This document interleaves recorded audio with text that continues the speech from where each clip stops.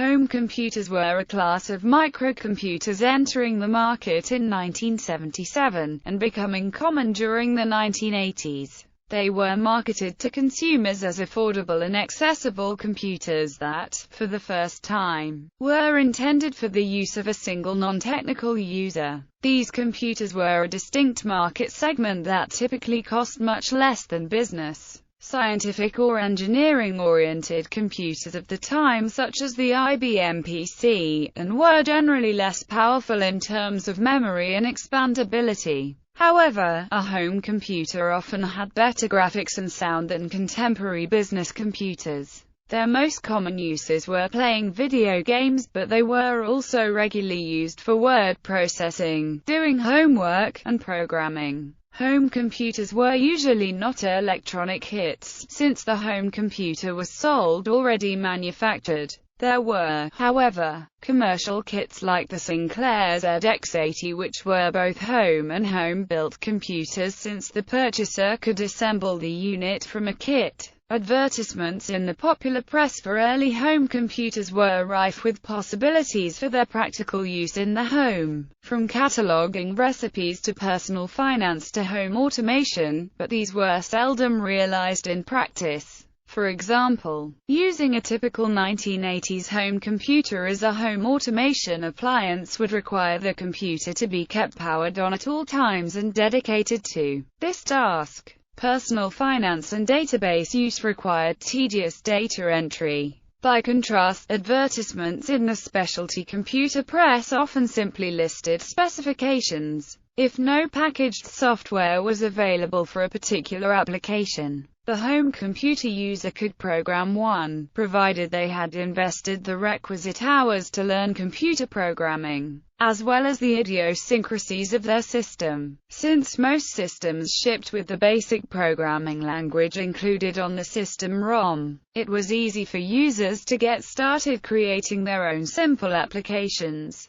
Many users found programming to be a fun and rewarding experience, and an excellent introduction to the world of digital technology. The line between business and home computer market segments blurred or vanished completely once IBM PC compatibles became commonly used in the home. Since now both categories of computers typically use the same processor architectures, peripherals, operating systems, and applications, often the only difference may be the sales outlet through which they are purchased. Another change from the home computer era is that the once common endeavor of writing one's own software programs has almost vanished from home computer use. Background: as early as 1965, some experimental projects such as Jim Sutherland's Echo IV explored the possible utility of a computer in the home. Computers became affordable for the general public in the 1970s due to the mass production of the microprocessor starting in 1971. Early microcomputers such as the Altair 8800 had front-mounted switches and diagnostic lights to control and indicate internal system status,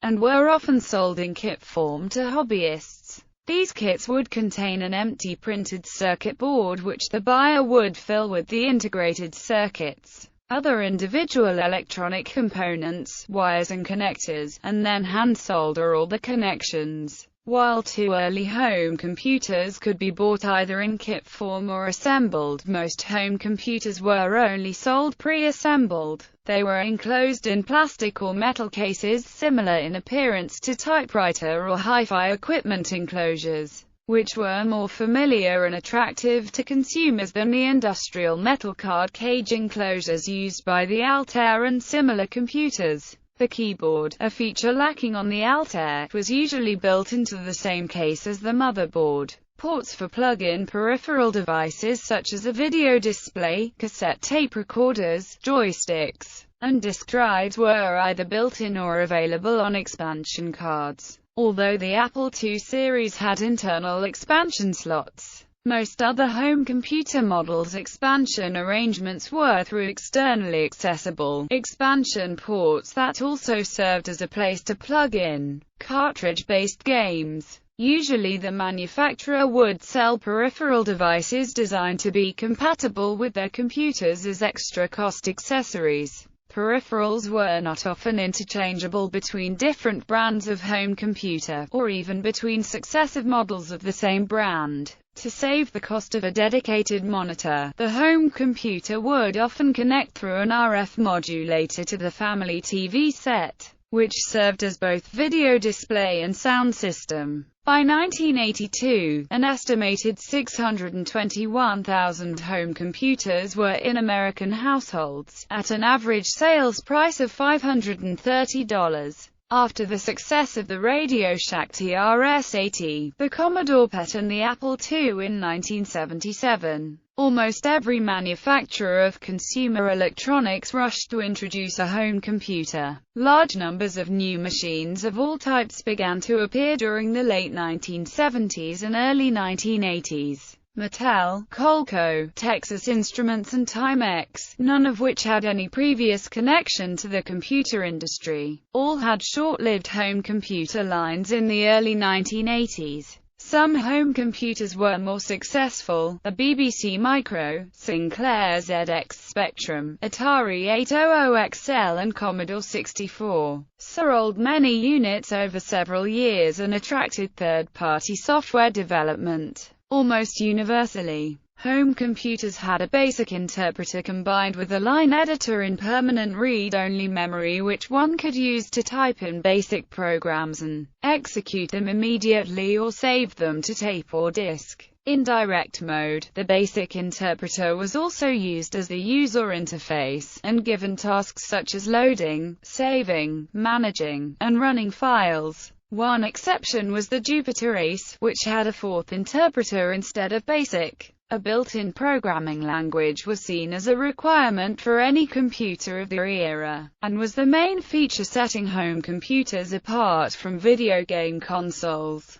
Still, home computers competed in the same market as the consoles. A home computer was often seen as simply as a higher-end purchase than a console, adding abilities to what would still be mainly a gaming device. A common marketing tactic was to show a computer system and console playing games side by side, then emphasizing the computer's greater ability by showing it running user-created programs, education software, word processing, spreadsheet and other applications, while the game console showed a blank screen or continued playing the same repetitive game. Some game consoles offered programming packs, consisting of a version of BASIC in a ROM cartridge. Atari's BASIC programming for the Atari 2600 was one of these. For the ColecoVision console, Coleco even announced an expansion module, which would convert it into a full-fledged computer system. This never materialized, but a standalone computer, the Coleco Adam, was eventually released.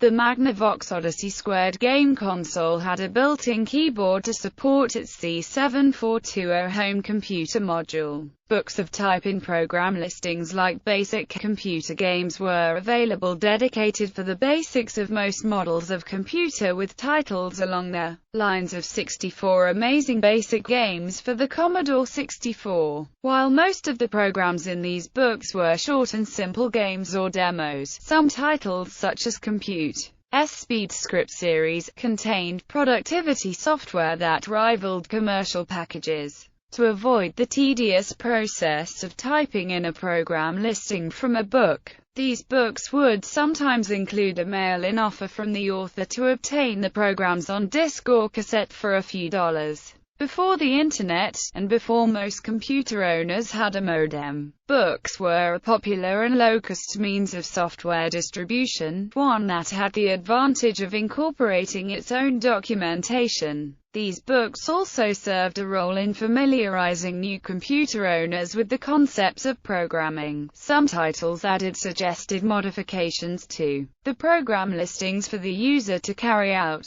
modifying software to be compatible with one's system or writing a utility program to fit one's needs was a skill every advanced computer owner was expected to have. During the peak years of the home computer market, scores of models were produced, usually with little or no thought given to compatibility between different manufacturers or even within product lines of the same manufacturer. Except for the Japanese MSX standard, the concept of a computer platform was still forming, with most companies considering basic language in disk format compatibility sufficient. Things were different in the business world, where cost-conscious small business owners had been using CP/M running on Z80-based computers from Osborne, Kaypro, Morrow Designs and a host of other manufacturers. For many of these businesses, the development of the microcomputer made computing and business software affordable where they had not been before. Introduced in August 1981, the IBM personal computer would eventually become the standard platform used in business. Due to the IBM name and the system's open architecture, which encouraged production of third-party clones, the 6502-based Apple II series had carved out a niche for itself in business, thanks to the industry's first killer app, VisiCalc, released in 1979. However, the Apple II would quickly be displaced for office use by IBM PC compatibles running Lotus 1, 2, 3. Apple Computer's 1984 release of the Apple Macintosh introduced the modern GUI to the market, which IBM-compatible computers would eventually adopt. Throughout the 1980s, PCs became popular with businesses, leading, by the end of the decade, to sub-$1,000 IBM PC XT-class white-box machines, usually built in Asia and sold by U.S. companies like PCs Limited. Although the Apple II and Atari computers are functionally similar, Atari's home-oriented marketing resulted in a game-heavy library with much less business software. In 1980, Wayne Green, the publisher of Killerboard Microcomputing, recommended that companies avoid the term home computer in their advertising as I feel is self-limiting for sales. I prefer the term microcomputers, since it doesn't limit the uses of the equipment in the imagination of the prospective customers. By the late 1980s, many mass merchants sold video game consoles like the Nintendo Entertainment System, but no longer sold home computers. Most computer companies, even those with a majority of sales to home users, avoided the term home computer because of its association with the image of as compute. Wrote, a low-powered, low-end machine primarily suited for playing games.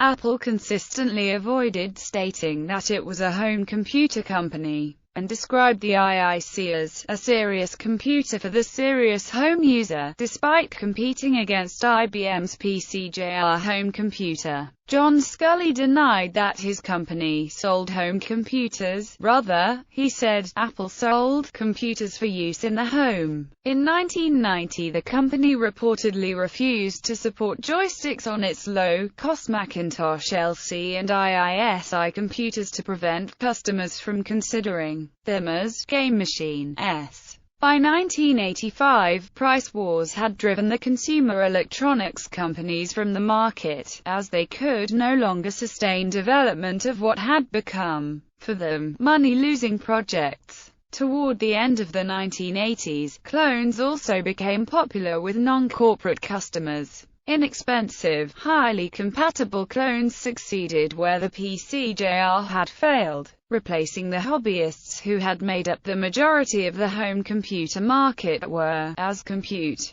described them, people who want to take work home from the office now and then, play a game now and then, learn more about computers, and help educate their children. By 1986, industry experts predicted a MS-DOS Christmas, and the magazine stated that clones threatened Commodore, Atari, and Apple's domination of the home computer market. The declining cost of IBM compatibles on the one hand, and the greatly increased graphics, sound, and storage abilities of fourth-generation video game consoles such as the Sega Genesis and Super Nintendo Entertainment System on the other, combined to cause the market segment for home computers to vanish by the early 1990s in the US. In Europe, the home computer remained a distinct presence for a few years more, with the low-end models of the 16-bit Amiga and Atari ST families being the dominant players.